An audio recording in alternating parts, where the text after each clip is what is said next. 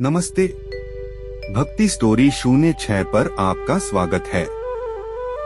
आज हम सुनेंगे चौथ माता की एक ऐसी दिव्य कहानी जो हमें सिखाती है कि सच्ची श्रद्धा और विश्वास से कैसे टूटा हुआ सुहाग भी वापस मिल सकता है और हर मनोकामना पूरी हो सकती है।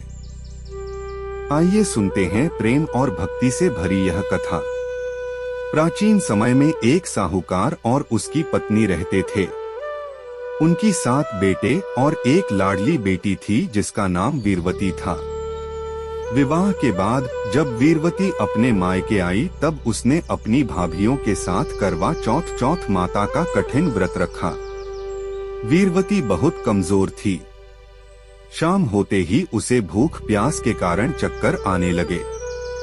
अपने बहन की ऐसी हालत देख भाइयों से रहा नहीं गया। उन्होंने दूर पहाड़ पर एक दीपक जला दिया और छलनी की ओट में उसे दिखाकर वीरवती से कहा, देखो बहन, चंद्रमा निकल आया है, अर्घ्य दे दो और भोजन करो। वीरवती ने भाइयों की बात पर विश्वास कर लिया और दीपक ज्योति को चांद मानकर अर्घ्य दे दिया। जैसे ही उसने भोजन का पहला निवाला लिया, उसे अपने पति की मृत्यु या गंभीर बीमारी का समाचार मिला। वह व्याकुल होकर रोने लगी। तब उसे अपनी भूल का एहसास हुआ कि उसने बिना असली चांद देखे छल से व्रत तोड़ा है।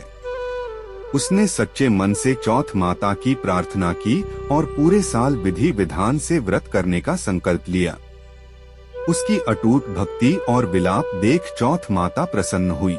माता ने दर्शन देकर उसे आशीर्वाद दिया और कहा कि अगले वर्ष पूर्ण श्रद्धा से व्रत करने पर उसका सुहाग वापस मिल जाएगा।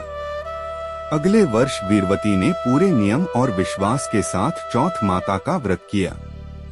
माता के आशीर्वाद से उसके पति को जीवनदान मिला और उसका घर सुख समृद्धि से भर गया। तो भक्तों, यह थी चौथ माता की महिमा। भक्ति स्टोरी 06 की आज की यह कहानी आपको कैसी लगी, हमें कमेंट में जरूर बताएं। इसी तरह की और भी पौराणिक और प्रेरणादायक कहानियों को सुनने के लिए हमारे चैनल को सब्सक्राइब करें और घंटी का बटन दबाएं। बोलिए चौथ माता की जय।